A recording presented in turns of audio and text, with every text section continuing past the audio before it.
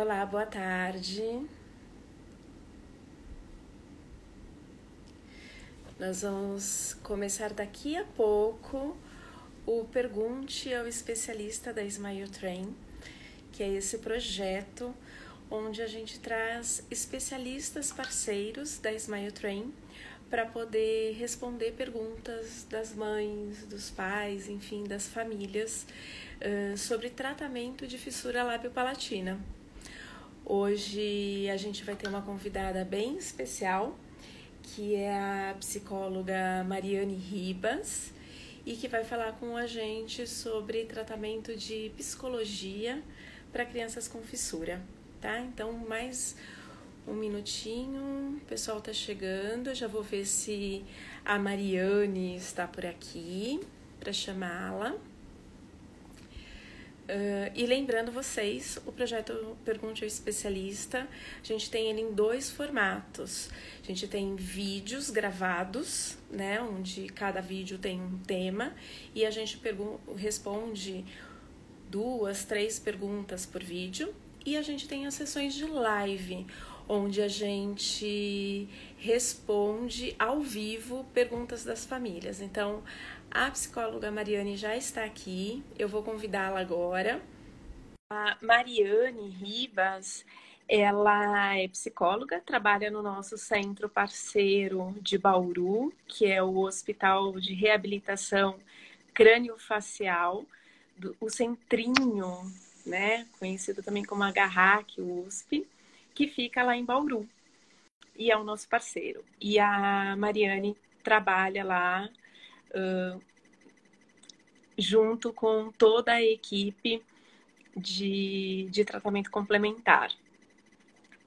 A Mariane também esteve aqui com a gente na live de lançamento do livro 9 Razões para Sorrir. E essa live aconteceu lá no finalzinho de julho, para quem lembra, e ela estava aqui conversando com a gente sobre autoestima, para crianças, né? Como trabalhar a autoestima para crianças com fissura lábio-palatina. Eu chamei a Mariane, ela não está conseguindo entrar. Deixa eu chamar ela novamente. Talvez algum problema de conexão. Mas vamos lá, vamos chamá-la. Ela já está se conectando. Muito bem. Oi, Tudo bem, Mariane? tudo bem, e vocês? Tudo jóia também. Seja bem-vinda ao Pergunte ao Especialista. Obrigada por aceitar o convite.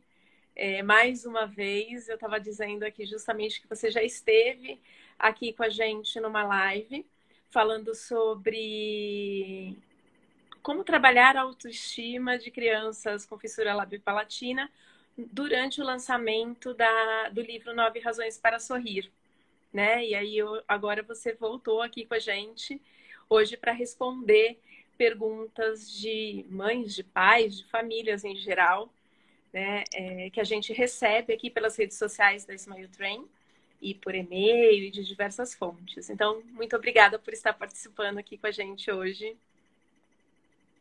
Boa tarde, né? Eu que agradeço o convite de poder contribuir mais um pouquinho aí com nossos familiares, né, nossos pacientes, que é o motivo aí do que a gente trabalha, né, que a gente se dedica.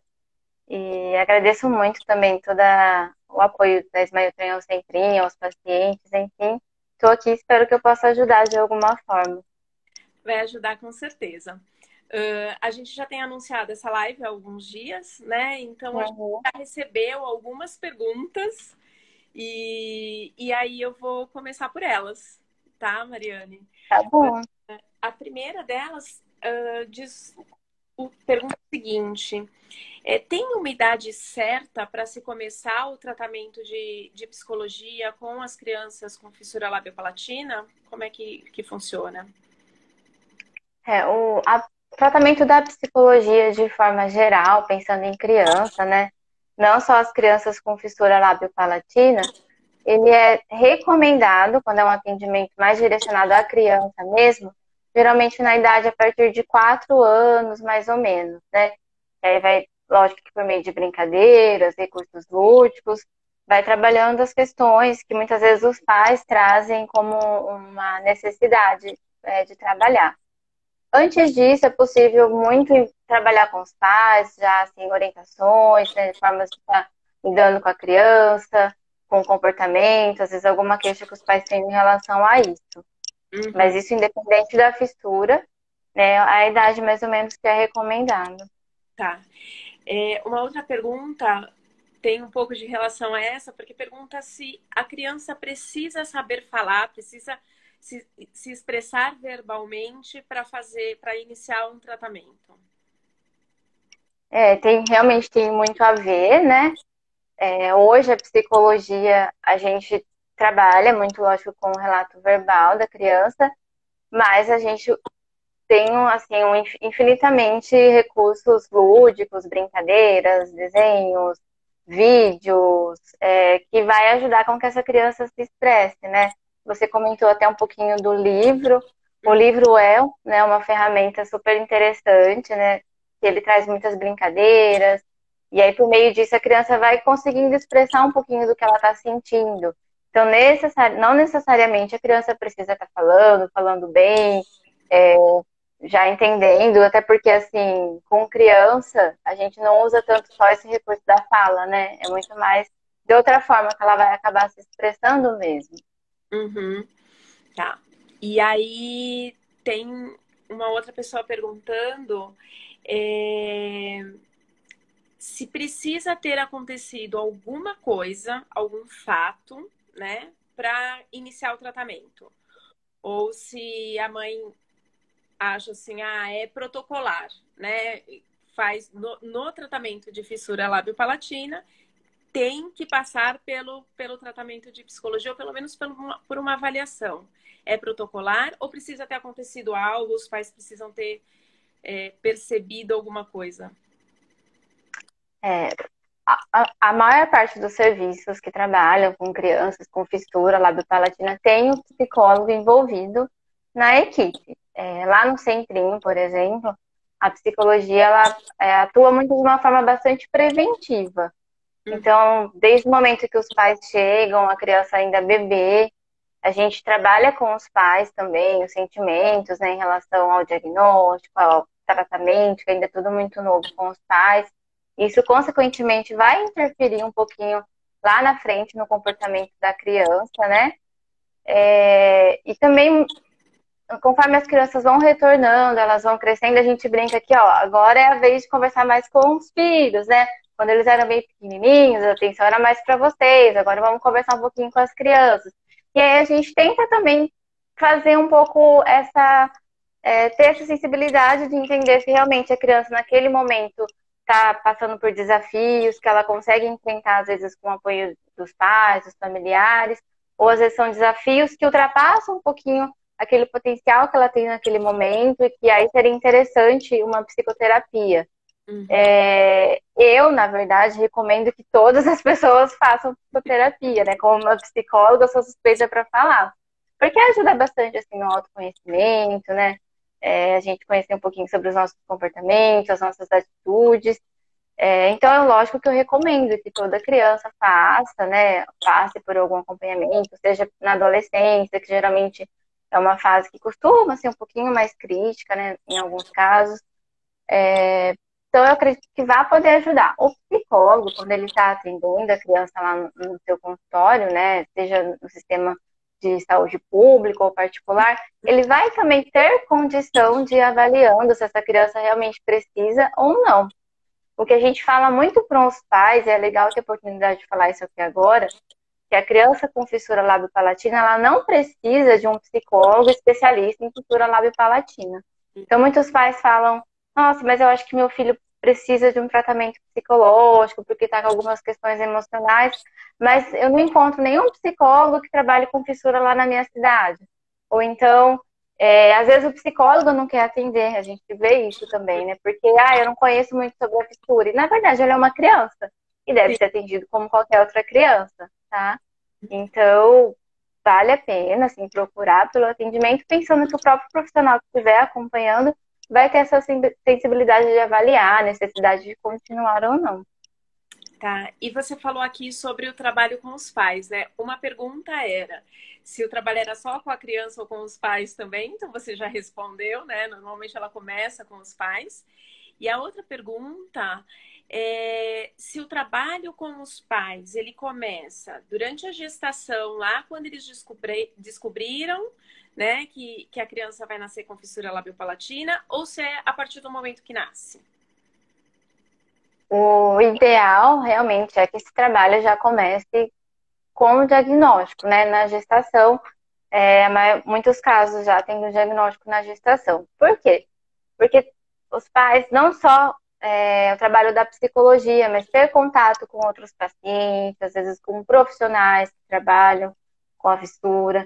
Então, lá no Centrinho tem um programa que é voltado ao atendimento da gestante, que é justamente para que os pais não tenham aquela sensação de que estão lidando com algo desconhecido.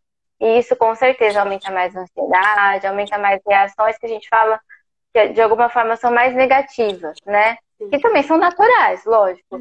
Mas a gente tem percebido, principalmente pelo relato de muitos pais, quando eles retornam pra gente, a gente é bem nítido assim, a diferença quando eles vêm para a primeira cirurgia e eles já passaram por esse atendimento na gestação. A gente percebe assim, mais tranquilidade, já estão mais seguros, porque já sabem com o que estão lidando. Então, realmente, assim, é muito interessante, se possível, que esse trabalho já comece na gestação. Uhum. Você comentou sobre o centrinho. Lá no centrinho já eles começam. O primeiro atendimento já é possível fazer a partir da gestação, né? Sim, aí passa pela enfermagem, né? Passa por toda uma equipe. Acaba tendo contato com outros familiares, vendo outros pacientes. Legal. E ainda assim, falando sobre o início do atendimento, né? E você comentou também sobre começar esse trabalho, fazer esse trabalho em conjunto com o cirurgião. Você falou que os pais chegam mais calmos, né? Quando eles já passaram antes. E eu tô lembrando aqui que no dia da live do livro Nove Razões para Sorrir, o Dr. Cristiano Tonello comentou sobre uma prática que vocês fazem lá no Centrinho, que é o certificado de coragem. Eu queria Uhum. que um pouquinho, porque tem uma mãe que perguntou durante a semana justamente disso. Ai, como é que é o certificado de coragem que é trabalhado lá no Centrinho? Uhum. É bem legal você estar perguntando sobre isso, que acho que é bacana a gente falar um pouco sobre isso. Vou tentar contar bem rapidinho um pouquinho por que a gente começou a utilizar esse certificado. Na verdade, a gente inicialmente começou a utilizar com crianças que precisam passar por um procedimento que é bastante invasivo, que é o procedimento de nasofaringoscopia. É um procedimento invasivo, mas que precisa muito da colaboração da criança. Ela precisa conversar durante o atendimento. Então, a gente usa muitos outros recursos, como imagens, fotos, mas a gente foi vendo o certificado de coragem como uma possibilidade de mostrar para a criança o quanto que ela foi corajosa para conseguir enfrentar tudo isso. A criança, principalmente a criança pequena, ela precisa de coisas mais concretas, né? Lógico que a gente parabeniza, abraça, né? A família fica feliz, tira foto, mas o certificado traz aquela coisa concreta para a criança. E aí é um certificado como que a gente fez? A gente colocou, inicialmente a gente tinha colocado dois super-heróis, né? Um super-homem, uma Mulher Maravilha, em formato de criancinhas, eram crianças. E aí depois a gente achou melhor colocar todos, para não ter assim. Porque as crianças são diversas, e tem umas que gostam do Hulk, outras que gostam, né? Então a gente fez uma forma de colocar todos os super-heróis, né? A gente coloca, né? Certificamos aí o nome da criança, o que ela enfrentou, né? E aí hoje esse certificado a gente usa muito para outras coisas também. A gente usa para um procedimento odontológico, que às vezes a criança está com muito medo, para tal temida injeção, né? Exame de sangue que eles têm que fazer tantas vezes. Então é um recurso que a gente tem utilizado bastante. Funciona mais com crianças menores, né? Porque ele é bem lúdico mesmo. E as crianças maiorzinhas, daí a gente já vai estabelecendo mais por meio de conversa mesmo, né? Os medos, enfim, a gente vai conseguindo abordar de outra forma. Não sei se deu para entender mais ou menos como a gente utiliza esse certificado. Deu para entender, sim, é bem legal, né? Isso, acho que é uma Uhum. ferramenta e ativa, assim, a criança se sente é, corajosa, né? E pronta para, de repente, enfrentar outros desafios também. Isso é bem legal. É. Porque a gente enfatiza muito assim, que não tem problema ela ter medo. Porque coragem não é não Não, ter medo, coragem é enfrentar o medo, né? E muitas vezes a gente vai até pro lado de, olha, mas super-homem também ficou com medo, ele não teve aquele ponto fraco dele. Então, nossa, você tá com esse medo, mas não tem problema. Então a gente tenta acolher, né? E não assim, invalidar o que a criança está sentindo. E muito pelo contrário, mostrar o quanto que ela está precisando de muita coragem mesmo, porque mesmo com medo, ela fez, ela está assim, colaborando com o tratamento, né? Então a gente tenta ir um pouquinho para esse lado. legal. A gente tem uma pergunta aqui do Francisco Davi. Ele está dizendo o seguinte: queria fazer uma pergunta. Quando uma pessoa fizer cara ruim para o seu filho e ele se trancar, como eu posso lidar com isso? O filho, Porque se o filho que eu estou entendendo aqui, que alguma pessoa fez uma cara não muito legal, a gente deve estar falando aqui de preconceito, alguma coisa assim, até uhum, entende, né, o que é uma fissura. E aí sim, o filho, né, acaba se retraindo por conta disso. E aí ele quer saber, ele, sim. o pai, o que que ele tem que fazer.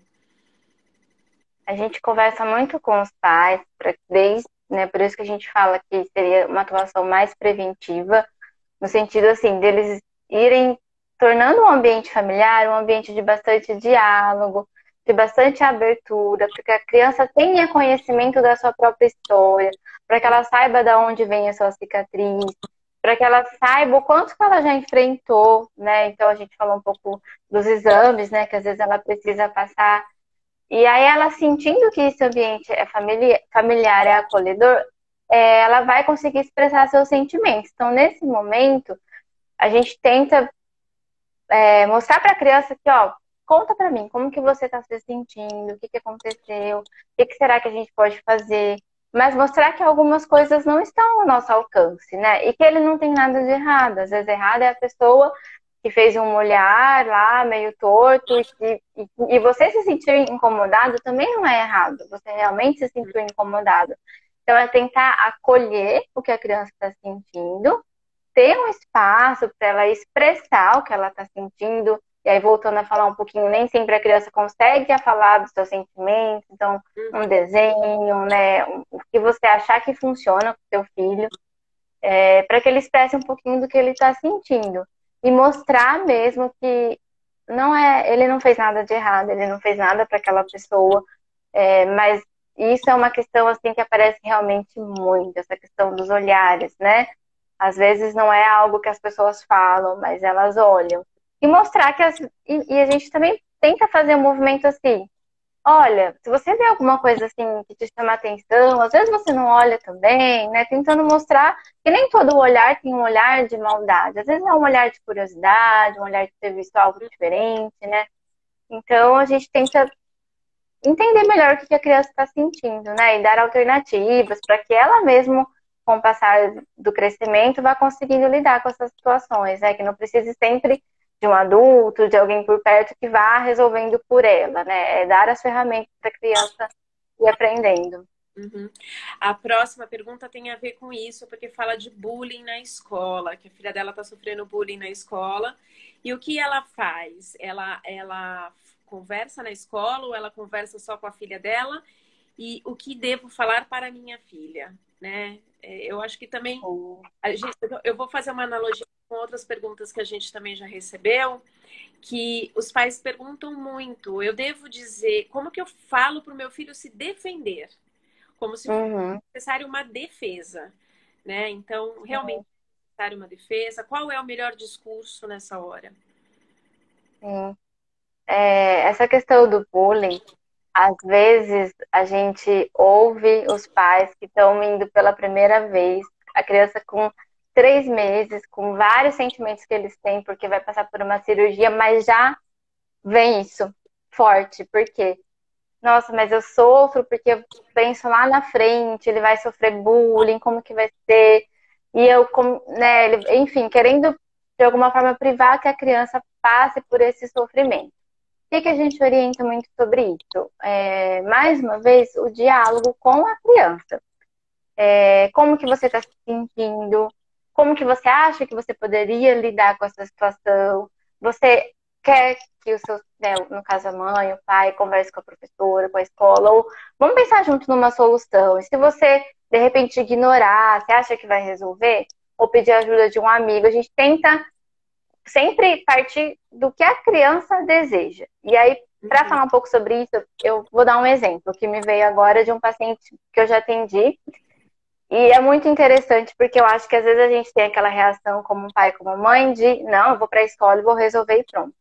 E uma vez eu atendi uma criança, ele estava junto com o pai, e eu percebi que ele, assim, ele pegou uma folha, começou a desenhar, e o pai falando um pouquinho, que estava tudo bem, tá? Mas eu percebi, aí eu perguntei para ele, né, você quer conversar um pouquinho sozinho? Aí ele fez assim, quero. E é difícil uma criança conseguir, né? Uhum. Aí o pai, super tranquilamente, saiu da sala, e aí o menino começou a chorar muito. E aí ele me relatou que ele estava sofrendo bullying, contou um pouquinho dos episódios, e que a família dele não sabia. Aí eu tentei conversar, mas entender por que a família não sabia, por que ele não tinha conversado. Por que, tia? Ele falou assim pra mim, se eu falar pro meu pai, se eu falar pra minha mãe, eles vão amanhã na escola e vão brigar. E eu não quero, vai ser uma coisa a mais que eu vou sofrer, entendeu? Então, por que eu tô usando esse exemplo? Nem sempre aquela solução que a gente acha que é a melhor, e do ponto de vista a gente acha que é, para a criança é. Então, sempre tentar, vamos junto resolver, mas assim, percebeu que realmente não dá, então converse com o filho. Olha, filho, eu tô percebendo que você tá sofrendo muito, tá chorando muito antes de ir pra escola, né? Acho que não tá uma coisa legal. O que você acha de eu ir junto com você? A gente vai junto, conversa com a professora, com a direção, né? Sempre tentar mostrar os passos que você vai fazer, para que também ele não chega, não fique assim, pego de surpresa, e aí isso acaba sendo uma coisa mais negativa do que positiva para ele, né? Então, acho que o diálogo aí com a criança, para junto estabelecer a melhor forma, é sempre o melhor caminho. Uhum. E tem uma pergunta aqui de uma avó. Ela está perguntando como lidar com a rejeição da mãe com a criança, ou seja, a mãe está rejeitando a criança, numa situação que não tem o pai. Uhum. Tem um monte de fatores aí, né? Sim, sim. Primeiro, assim, era importante a gente saber mais ou menos se é uma coisa que é inicial, se é um diagnóstico bastante inicial. Às vezes essa questão de rejeição pode ser uma reação que a mãe está tendo, né, ao diagnóstico naquele momento, que ainda está tudo muito recente, que ela não está conseguindo lidar. E às vezes é até uma forma dela mostrar que está precisando de ajuda. Uhum. Mas eu falo de qualquer forma para essa avó que família não é pai, não é mãe, família é quem dá amor, é quem estabelece laços afetivos, e é isso que ele vai precisar, né? De laços afetivos, se sentir amado, independente de ter nascido com fissura ou não, né?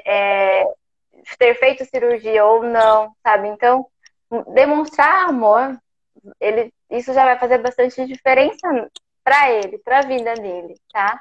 E conversar abertamente, né? De acordo com as perguntas que a criança vem trazendo para você. De repente, a gente não sei em que fase que tá, mas se já é uma criança maior, que realmente não tem contato com os pais, ele vai perguntar. E aí não adianta a gente falar, tá viajando. A criança percebe que não tá viajando porque não volta, né?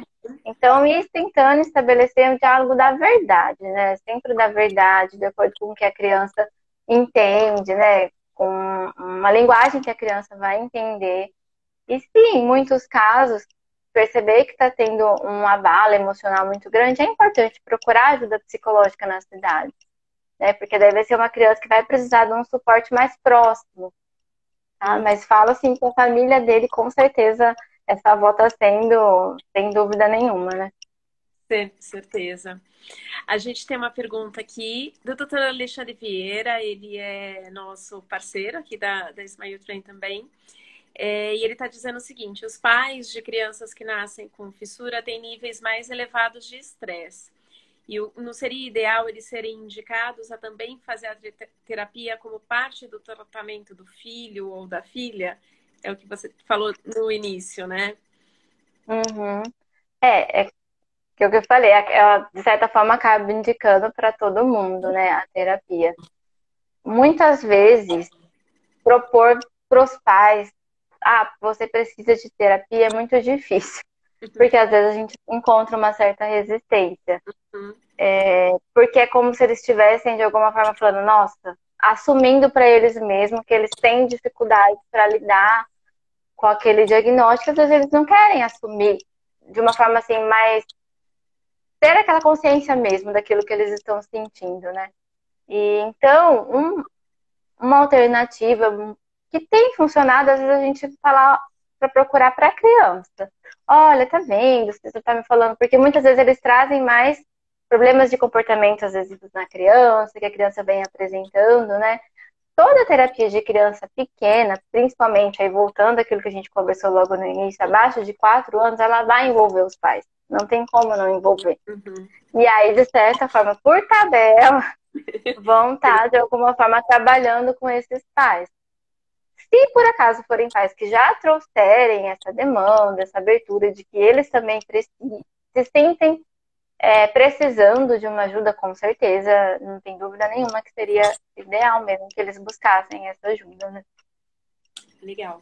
Tá bom. A gente tem aqui o Ian Carvalho fazendo uma pergunta, na verdade, de nutrição, porque ele está perguntando quais são os alimentos recomendados para a pós-cirurgia.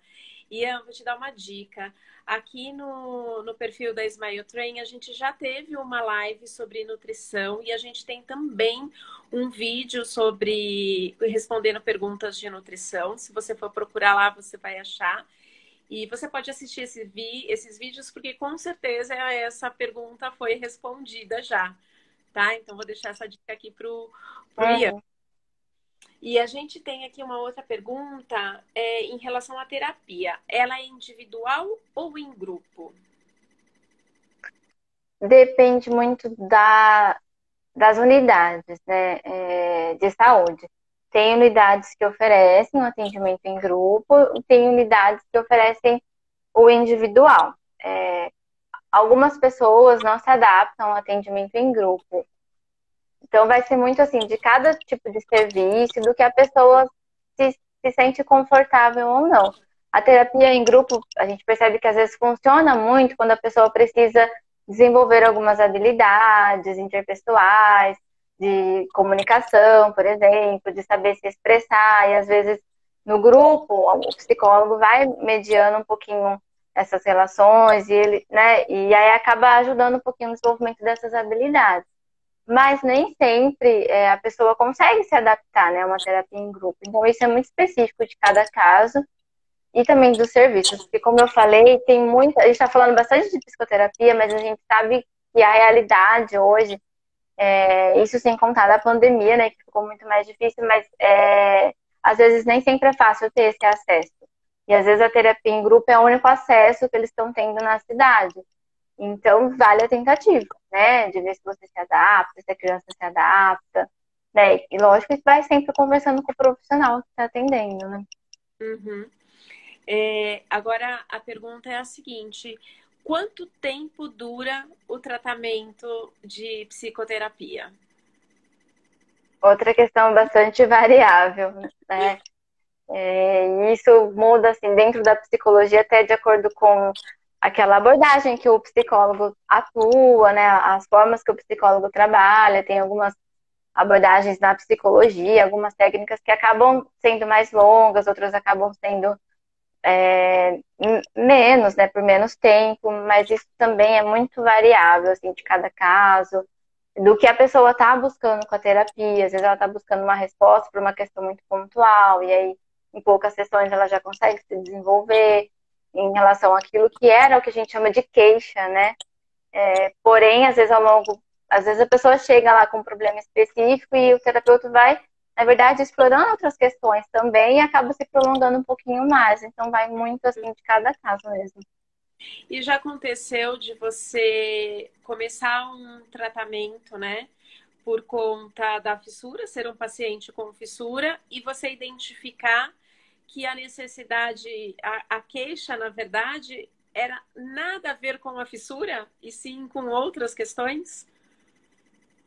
Lá no centrinho, particularmente, a gente não faz o atendimento da psicoterapia, né? Lá é um atendimento que a gente chama de ambulatorial.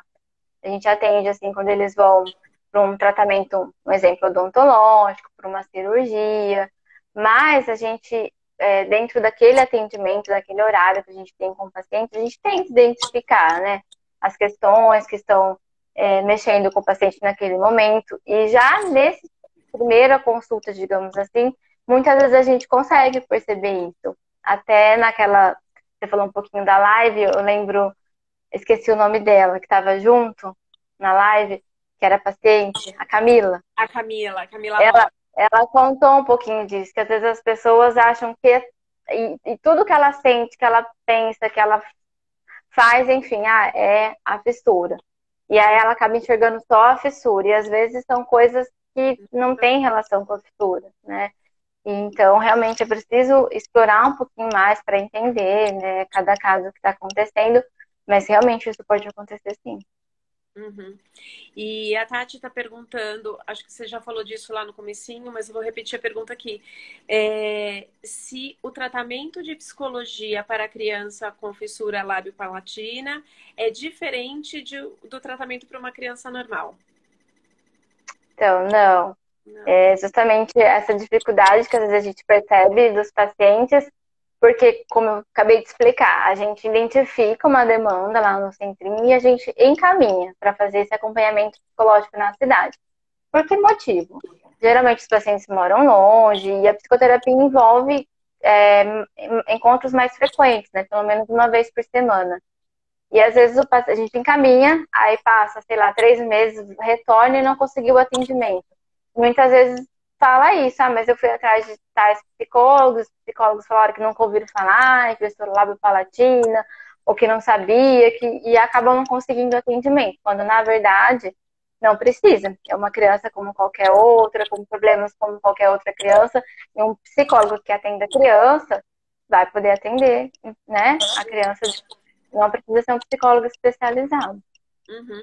Então, você já respondeu também a próxima pergunta, que é da Giovana, falando o seguinte, ela, pelo que eu entendi, ela tem vontade de fazer psicologia e ela está perguntando se precisa fazer uma especialização para atender crianças com fissura. Eu acho que você já respondeu, né? Não tem especialização de fissura. Não. A gente tem hoje lá no Centrinho a residência multiprofissional Uhum. que envolve a área da psicologia. E eles saem até com título de especialização, mas não é um psicólogo lá que para atender na sua cidade, às vezes atender uma Uhum. criança com fissura, ele não precisa ter passado por isso, né? Por uma Uhum. residência ou uma especialização. Tá bom. A outra pergunta é: como é que a terapia pode ajudar na autoestima da criança? Uhum. A autoestima, a gente falou um pouquinho já na outra live, ela é algo que ela não é fixo, ela não é assim, a criança nasce com aquela autoestima e ao longo da vida vai ser assim. É algo que está sendo constantemente construído, né? Principalmente pelas relações que ela estabelece desde criança, desde bebê. Então a gente falou muito assim do amor, né? A criança que se sente amada, independente dela ter nascido com uma cicatriz, né? De ter a cicatriz, de ter a fissura, isso vai com que ela vá construindo uma autoestima positiva. A criança que, mesmo com tirou a nota 5 na escola e ela percebe que não é por isso que os pais ou a família vai amar ela menos, isso já vai construindo a autoestima. Mas não, são outros, muitos fatores, né, que acabam interferindo. Então, tem as relações familiares, mas as relações escolares também, que a criança vai estabelecendo, isso de certa forma vai refletindo em como ela se vê, né, naquela imagem que ela tem dela mesma. Isso é muito pessoal de cada um. Quando a gente percebe realmente que o paciente tem uma baixa autoestima, e aí não adianta, né? A gente estava até discutindo um caso hoje. Ah, não, mas você é tão linda. Não, mas ó, porque é o que ela sente em relação a ela, né? E aí, nesses momentos, sim, é importante o psicólogo atender, né? E aí, o psicólogo vai abordar todas as variáveis que estão envolvidas nesse sentimento, o porquê dela estar se sentindo dessa forma, em que situações que ela percebe que ela tem esse sentimento, se tem algumas situações que às vezes ela consegue lidar melhor com isso. E conhecendo melhor aquele paciente, aquelas situações que estão envolvidas nessa baixa autoestima, ele vai tentando mostrar para ela outras alternativas, né? Com que ela possa, de alguma forma, se sentindo melhor, se aceitando melhor, mas é algo assim, construído, né? Às vezes não é uma sessão que vai lá, conversa, poxa, já saí com a minha autoestima, né, lá em cima. Então, realmente, tem casos que precisa, né, desse suporte, desse acompanhamento. Uhum. É legal você falar disso, porque também abre aqui uma oportunidade de eu comentar. Toda vez a gente comenta aqui que o tratamento de fissura lábio-palatina, ele não é pontual, né? Então, acho que justamente essa coisa que esse protocolo, essa filosofia que a Smile Train traz, né, de tratamento complementar, de tratamento integral, não é uma cirurgia que você vai lá, você faz a cirurgia e acaba ali, né? Na hora que você tem alta do hospital, tá tudo bem. Precisa ter continuidade nesse tratamento, né? É necessário ter essa continuidade. Então, eu acho que é bem legal você pontuar isso, porque não é só com tratamento de psicologia que tem que ter essa continuidade, são todos. Já teve aqui a Iracema, outra fono também falando, o trabalho em conjunto com a psicologia e a fonoaudiologia é super importante. Porque na verdade é o tratamento integral, né? Que a gente fala de todas as especialidades ali conversando, né? Enxergar o paciente num todo, né? E não só, vamos supor, na dificuldade da fala, ou naquela cicatriz que precisa de um reparo, ou de um aparelho. É enxergar ele inteiro, né? Com as suas necessidades, seja realmente necessidades cirúrgicas, necessidades emocionais, e considerar aquele paciente individualmente, né? Isso realmente é muito importante. Tá. Eu tenho mais duas perguntas aqui, tá? Uma, ela está perguntando quais são os casos mais típicos que aparecem no tratamento de psicologia, né? Quais são as queixas mais típicas? Pensando na fissura lábio-palatina. Pensando na fissura. Isso varia muito de faixa etária, né? Crianças muito pequenininhas que a gente atende com bastante frequência, porque acaba sendo o primeiro retorno deles depois das cirurgias, que é lá por volta dos 2 anos de idade, é frequente a queixa de problemas de comportamento. Então, é, a birra, a agitação, né? Mexer em tudo, não para quieto, e chora e não obedece. Então, isso é bem comum. A gente vê, às vezes, os pais achando que é por conta da fissura, mas não é. Uhum. Qualquer criança dessa idade apresenta esses comportamentos. O que acontece? Às vezes por ter uma relação de superproteção com essa criança, porque, olha, já passou por cirurgia, ai, deixa ela fazer, né? Isso, sim, pode interferir nesse comportamento, mas não a fissura diretamente. Depois disso, na idade escolar, a gente percebe muito, mas muito mesmo, essa questão do bullying. Aparece bastante. Já na adolescência, a questão estética é muito forte, a questão da autoestima, autoimagem. Então, são, assim, não querendo generalizar, né? Mas são as questões bem comuns que aparecem bastante no nosso dia a dia, ali na nossa rotina. Na fase adulta, na finalização do tratamento também. Às vezes a gente percebe, assim, aquele sentimento, nossa, acabou, e agora? O que vai ser da minha vida? Né? Então, também, né? São sentimentos variando muito aí de acordo com a faixa etária. Né? Existe uma, digamos, dependência do tratamento?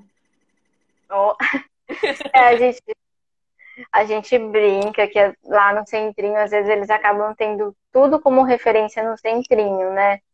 Por exemplo, o caso do atendimento da psicologia, que pensando numa psicoterapia, eles precisam buscar na cidade, mas às vezes eles esperam um retorno para ver se é isso mesmo. Então a gente observa constantemente uma certa dependência, mas a gente vai o tempo todo trabalhando para isso, né? Para que eles caminhe com as próprias pernas. E uma terapia, de forma geral, é isso, é ensinar o paciente a caminhar com as próprias pernas. Uhum. E, Mariane, agora é a última. Na verdade, não é uma pergunta que chegou nada aqui, sou eu que estou te fazendo, e ver se você lembra de algum caso, você não precisa citar o nome do paciente, óbvio, mas um caso que você julgue um caso de sucesso, que foi legal para você, relacionado à fissura labiopalatina, lógico. Uhum. Eu acho que um caso, assim, não estou lembrando tão especificamente, assim, de sucesso, de um caso específico, né? Mas é aquele caso que a gente percebe que ele chega lá na fase adulta, na fase de finalização já do tratamento, mas que ele viveu. Então ele estudou, ele teve amigos, ele se decepcionou, né, com relações amorosas, ele entrou no mercado de trabalho, ele tem planos aí de casar ou não, enfim.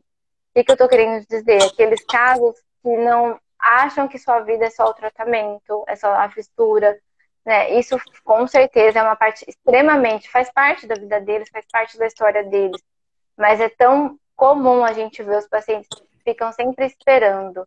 Ah, quando eu fizer a cirurgia lá do nariz, aí então eu vou conseguir passar no vestibular. Ah, então que eu vou atrás de trabalho, porque é tão difícil fazer entrevista, porque eles olham, aí já vê a cicatriz, aí já não quer aceitar. Então acaba assim, de certa forma, se escondendo, no sentido assim de não se expor, né, à vida, de alguma forma.